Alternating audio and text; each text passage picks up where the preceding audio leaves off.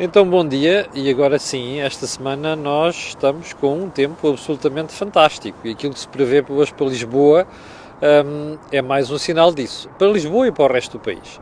Olhe, estamos com a cor do dinheiro do dia 11 de março do ano da graça de 2020.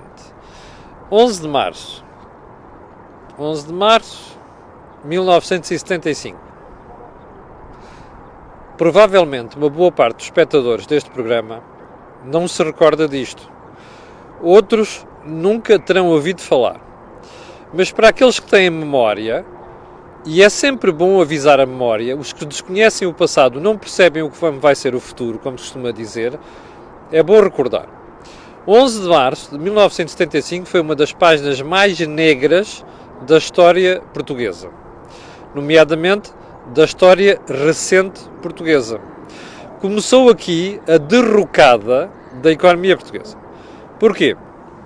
Porque houve uns malucos, que é para não chamar os nomes muito feios, que não percebiam nada de governação, não percebiam nada de política, não percebiam nada de economia, de empresas, e resolveram alinhar num movimento de nacionalização de empresas.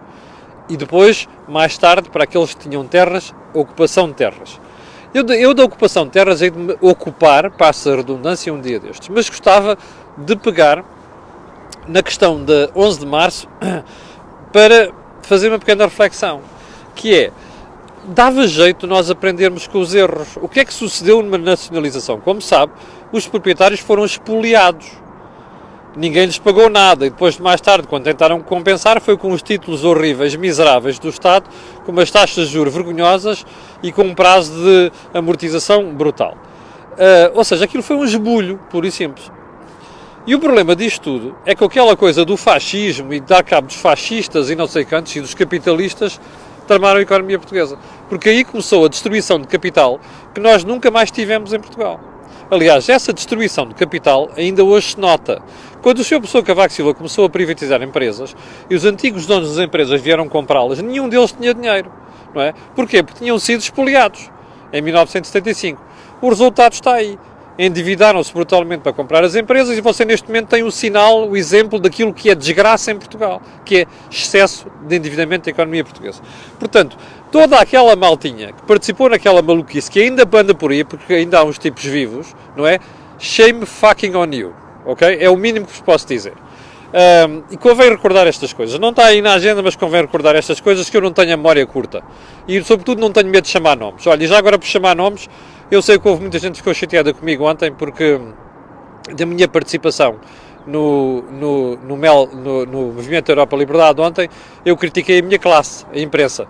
Pá, azar. Se não conseguem viver com críticas à nossa classe, pá, estão iguais aos outros, aos juízes, aos médicos, aos professores e não sei das quantas, que não suportam que a gente que se critique seja o que for. Aliás, é bom chamar a atenção dos jornalistas, adoram criticar os outros, mas não gostam de se criticar a si próprios. Azar!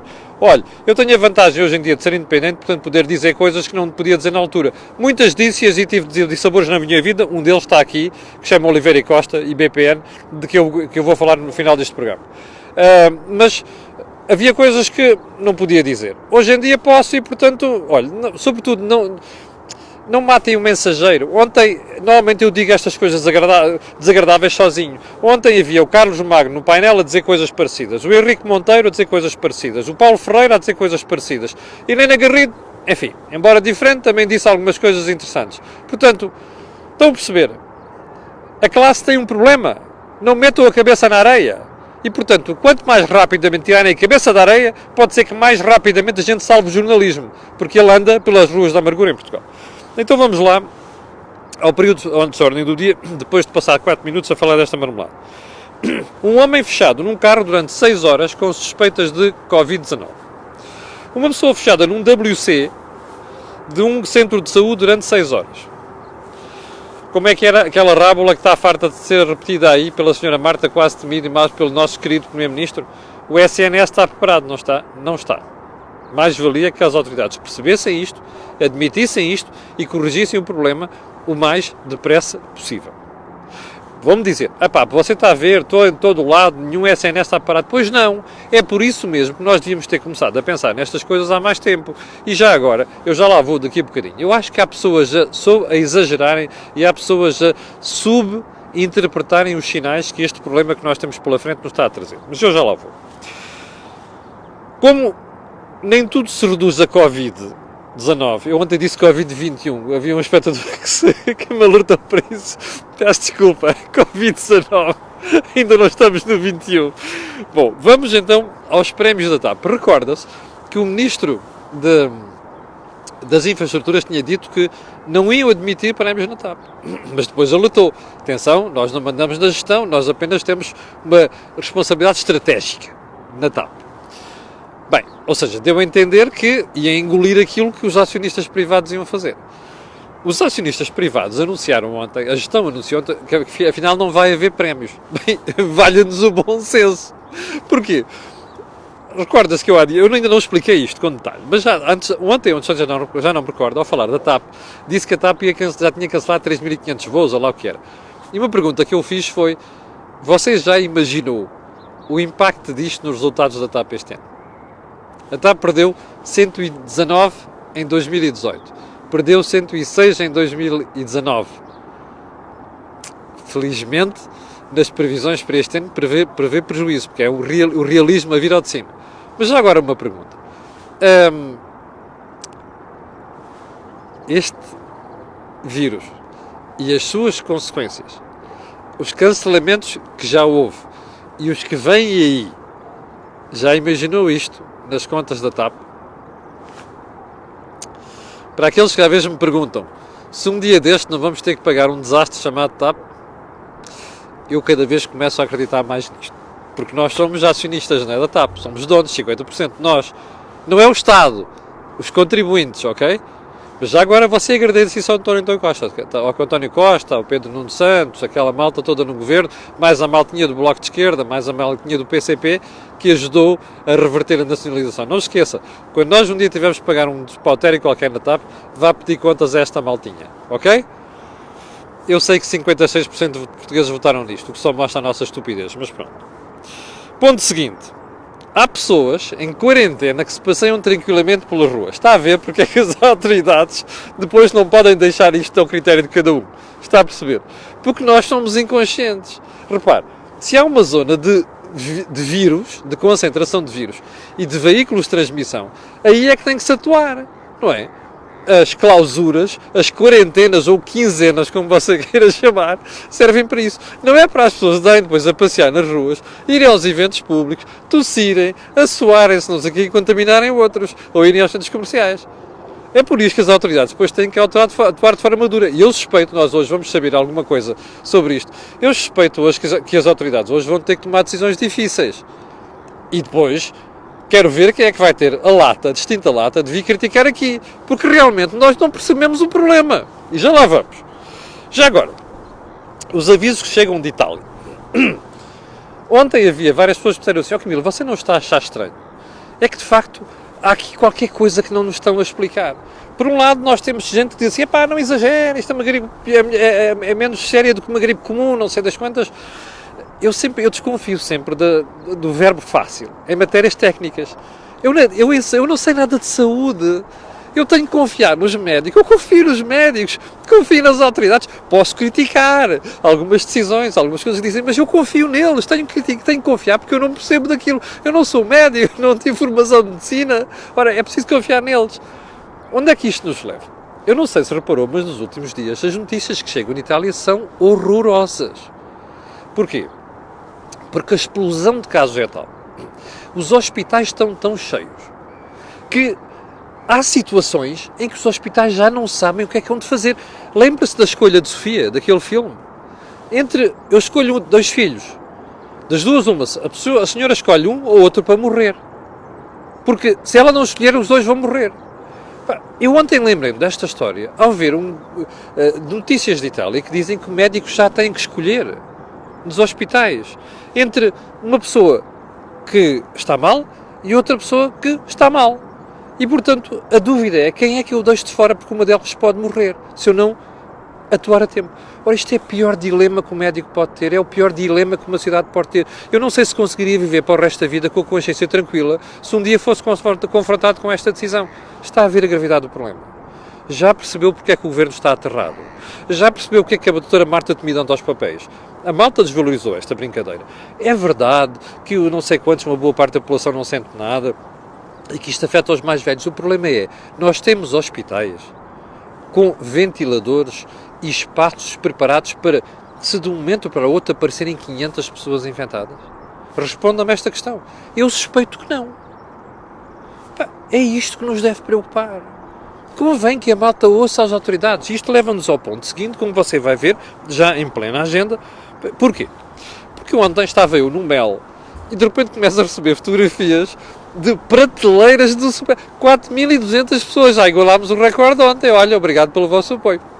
Bom, começo a receber fotografias de prateleiras de supermercados vazias, de frescos, de salsichas e de outras coisas do género, de conservas em geral. Bem, ó pessoal, mas que estupidez é esta? Isto não faz o mais pequeno sentido. As cadeias de distribuição de alimentação não estão em causa. Está a ver?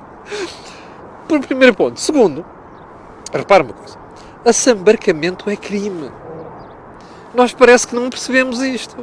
Aliás, nós em Portugal temos o hábito de repetir estes disparates por dar cá aquela palha. Ainda me lembro, tenho na memória aqueles vídeos que recebi quando foi da crise dos combustíveis, com a malta quase andava à chapada nos postos de combustível para meter gasóleo nos bidões e levar para casa. Ora, aqui é uma coisa parecida. Eu não sei se tem arcas em casa. Eu odeio fazer compras para o mês inteiro. Eu já expliquei isto aqui várias vezes. Quem faz as compras em minha casa sou eu. Às vezes levo os meus filhos, mas sou eu. E porquê é que eu gosto de fazer as compras? Primeiro que não gosto de andar a comprar coisas para a semana toda, nem para o mês todo. Gosto de andar a ver, gosto de coisas frescas, em primeiro lugar. E em segundo lugar, porque eu gosto de perceber como é que funciona a economia. Ora, os supermercados são um sítio fantástico para nós percebermos comportamentos de pessoas, consumo e por aí adiante. Portanto, não dispenso isto. Ora bem, repara neste pormenor. Qual é o sentido que tem andarmos a encher as despensas? O mundo não vai acabar amanhã. Isto é como a história da corrida aos bancos. Quanto mais se corre à procura de alimentos e se baixa e se esvazia as prateleiras, pior é. Bom, eu estou a ver é que no sábado, quando tiver que ir às compras, vou ter que pegar os meus filhos, irmos ali a Espanha, a Badajoz, fazer compras na Mercadona ou no Carrefour, porque às tantas receio já que o continente do Colombo, onde eu costumo fazer compras, passa publicidade e o Lidl já não tenho nada nas prateleiras. Ó pessoal, ganhem juízo. O mundo não vai terminar amanhã. E isto não faz sentido absolutamente nenhum. Eu estou-me a rir, mas é uma coisa séria. Bom, segundo ponto, agora começa a ficar mais fino. Ontem decidiu-se que não vai haver eventos com mais de 5.000 pessoas à porta aberta. Ou seja, futebol. Futebol, este fim de semana, vai-se chegar a fechar à porta fechada. Vai-se jogar à porta fechada. Bem, isto para mim é um nonsense total. Não é o não deixar aglomerados de pessoas. Eu começo a achar que isto faz sentido. Eu também tinha dúvidas no início, mas já percebemos que há muita estupidez em Portugal por parte dos cidadãos em geral e, portanto, isto começa a fazer sentido. Agora, o que eu não entendo é fecharem-se as portas do estádio e pôr 22 malucos, mais 4 árbitros, ali a correrem atrás de uma bola. Oh pessoal, futebol é paixão, é gritos, é apoios, é a subida delas, é lenços brancos ao Bruno Lage e ao Sérgio Conceição e aos outros, não é? Futebol é isto, não é racismo, não é violência, isso não, mas futebol é isto, é emoção. Ora bem, jogar jogos de futebol à porta fechada, como vi ontem no Valência, Atalanta, não sei, isto não tem o mais pequeno sentido. Mais vale pensar em levar isto a sério e fazer com o que está a pensar a fazer com as escolas, que é fechar e adiar. No caso das escolas é, se calhar, antecipar as férias da Páscoa. Primeiro ponto. Segundo, repare uma coisa, a penalização que isto é para alguns clubes, que são empresas hoje em dia. Eu já não digo os grandes, porque esses têm grandes contratos publicitários, podem aguentar 2, 3, 4, 5 jornadas assim. Os pequenos clubes, aqueles que vivem, sobretudo alguns primodivisionários, não é? Olha, por exemplo, o Famalicão. Excelente equipa, excelente futebol, bem organizado. E o Vicente, aquelas equipas que levam muita gente ao estádio. Guimarães. Ora bem, estas equipas, estes clubes precisam de receitas. estar a sujeitar ou criar jogos à porta fechada, isto é exatamente o contrário do espírito de futebol. Repensem lá essa brincadeira depois da jornada e deste fim de semana, por favor, adiem as jornadas. Não ponham malta, 26 malucos a olhar para uma bola sem ouvir um pio nas bancadas. Não faz sentido. Capixa? Bom, terceiro ponto. Há mais eventos a serem cancelados. Olha, procissões em Braga, peregrinações a Fátima, concertos e diabo 4. Faz sentido? Começa a fazer sentido. Vítor diz que 4.600, muito obrigado pela informação, Vítor, é o recorde absoluto da cor do dinheiro. Faz sentido em certas zonas, e faz sentido porque já se percebeu que nós portugueses somos um bocado desleixados nisto. Se nós não tivermos cuidado, vamos ter em Portugal a mesma crise e a mesma urgência que temos em Itália. Mais vale tentarmos cortar as vias de transmissão o mais depressa possível, nem que isso implique sacrifícios durante 2 semanas, 3 semanas, um mês, do que estarmos a passar por estes sufocos. É bom que o português meta isto na cabeça. E já agora, eu não queria estar na pele de quem hoje vai decidir se fecha as escolas ou não. Eu estou mesmo à espera de um dia deste em que me venham dizer que a escola da minha filha e do meu filho vai fechar e eu vou ter que passar os dias com eles em casa. Estou mesmo à espera disso. Mas repare uma coisa, é bom que a gente se prepare e é que a gente perceba o que é que pode suceder se não for feito isto. Está a perceber? Ou seja, se nós de um momento para o outro perdermos o controle da situação, que é o pior que nos pode acontecer, como está a suceder em Itália, isso é a pior coisa que podia acontecer do ponto de vista de saúde pública, do ponto de vista das pessoas mais idosas e do ponto de vista da economia. Porque aí sim vamos ter uma paralisação quase total da economia. E por falar nisto, o Governo começa aí a sonhar com disparates. Eu já vou a esse tema, até porque vamos ter que remeter essa análise para amanhã. Com 16 minutos já, só mais um ponto rápido, vou correr aqui algumas coisas que eu não posso deixar de falar do BPN hoje. A Ordem dos Médicos pegou-se com a Marta Temido e até perguntou se ela dorme bem. Eu também tenho essa pergunta para fazer. Quem prepara um plano de contingência a correr, não houve médicos, depois publica o plano de contingência e depois nós chegamos à situação que não sabemos muito bem o que está a acontecer, e isto, eu acho que a Ordem dos Médicos, eu sou muito crítico deles, mas aqui tem toda a razão e valia a pena que o Governo repensasse esta matéria. A União Europeia está a pensar em gastar 25 mil milhões de euros para combater o vírus. A única coisa que as autoridades europeias podem fazer, e portuguesas, é pensar como é que a gente vai melhorar todo este sistema de prevenção e todo este sistema de resposta a crises como esta. E investir na saúde.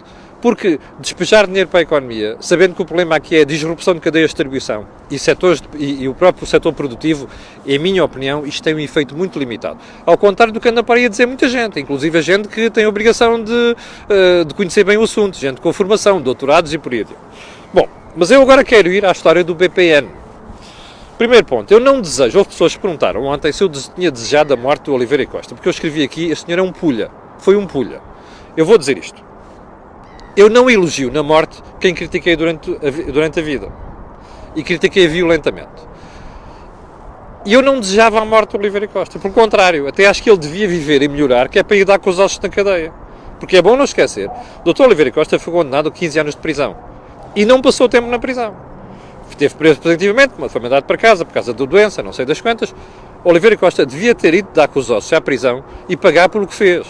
Nós estamos a pagar como contribuintes mais de 5 mil milhões de euros pelos desmandos que aquele senhor fez no BPN. Bom, eu tenho uma coisa pessoal com Oliveira Costa, é verdade. E é bom dizer aqui, porque é para as pessoas perceberem. A minha vida profissional foi prejudicada. E eu estive quase a ser irradiado desta profissão e desta classe por causa de um desaguisado que foi o Dr. Oliveira Costa. E isto é muito simples. Oliveira Costa era um tipo muito cinzento, nebuloso, duvidoso de uma série de decisões. Houve alturas em que eu perguntei, eu já vou àquela história do BPN, da vida profissional. Eu perguntei-me durante toda a minha vida como é que a pessoa que Cavaco Silva tinha levado para o secretário de Estado dos Assuntos Fiscais um indivíduo como aquele. Um dia explicaram. Ele reuniu uma gente ali de Aveiro e apoiou Cavaco Silva quando foi o Congresso da Figueira da Foz, em que Cavaco Silva ascendeu à liderança do PST. E Cavaco Silva ficou eternamente grato por aquilo. O problema destas coisas, ficarmos eternamente gratos a certas pessoas, é que por vezes nós esquecemos aquilo que as pessoas são por trás. Ora bem, e Oliveira Costa não era flor que se cheirasse. Nem como político, nem como Secretário de Estado dos Assuntos Fiscais, ele perseguiu os jornalistas. Ele chegava a ter fichas fiscais de jornalistas em cima da mesa, pronto para fazer qualquer coisa. É bom não esquecer isto. Eu sei disto. Eu conhecia Oliveira Costa pessoalmente e bem. Bom, agora a parte mais preocupante disto. Eu levei uma vez um processo de 5 milhões de euros como diretor de exame. Fomos nós os primeiros a dar conta daquilo que se passava no BPN. Já contei esta história várias vezes. Custou-me horrores. Mais tarde, ou mais tarde acabei na rua, com um processo de 5 milhões de euros. Quando eu saí da exame, esse processo misteriosamente desapareceu. Eu só percebi mais tarde. Porquê? Porque quando fui chamado à Comissão de Inquérito no Parlamento para investigar o BPN, o Dr. João Semedo, sim do Bloco de Esquerda, que eu tinha um grande respeito por ele, pega num papel e entrega-me e diz assim: o senhor conhecia este documento? Eu não conhecia o documento de lado nenhum. Este documento era uma confissão de que a revista Exame pedia desculpa ao Dr. Oliveira Costa, ao BPN, por aquilo que se tinha passado. Vejam só que, under my watch, isso nunca teria acontecido. Porque eu tinha a certeza do que se passava dentro do BPN. Ora bem, o Dr. Oliveira Costa fez saber a pessoas na imprensa que aquilo era uma lição que estava a pregar à imprensa, que era assim: vocês estão a ver o que está a acontecer com o exame? Pá, metem-se connosco, levam um processo de 5 milhões de euros. 5 milhões de euros na altura era uma pipa de massa. Bom, a vida é o que é. Eu estou aqui. Não fui destruído. Não deixei de trabalhar em jornalismo. Isto é uma lição para muita gente. Inclusive para este tipo de malta. Agora, o que eu não posso desculpar é tudo o que se passou em Portugal desde esta altura até agora. Este senhor não foi para a prisão. Devia ter ido. Devia ter pagado pelos crimes, sim, crimes que cometeu. Enquanto, e não sou eu que o digo, é o Tribunal que o diz, que o Tribunal é que o condenou. Portanto, isto é Portugal no seu pior, percebe? Agora, o que é que isto nos diz sobre a história da justiça em Portugal? A justiça em Portugal é isto, é esta marmelada, que é para não dizer aqui um termo pior, está a perceber que não posso, meus pais educaram-me a ser bem educadinho. A justiça em Portugal é isto. É este senhor ter feito o que fez e nós estarmos a assistir a um indivíduo que acaba por morrer sem pagar por aqueles crimes que cometeu. E mais, o que é mais grave nesta marmelada toda é nós, como contribuintes, estamos a pagar mais de 6 mil milhões de euros por aquilo que ele fez ali, sem que os verdadeiros responsáveis estejam lá dentro. Agora vamos fazer futurologia.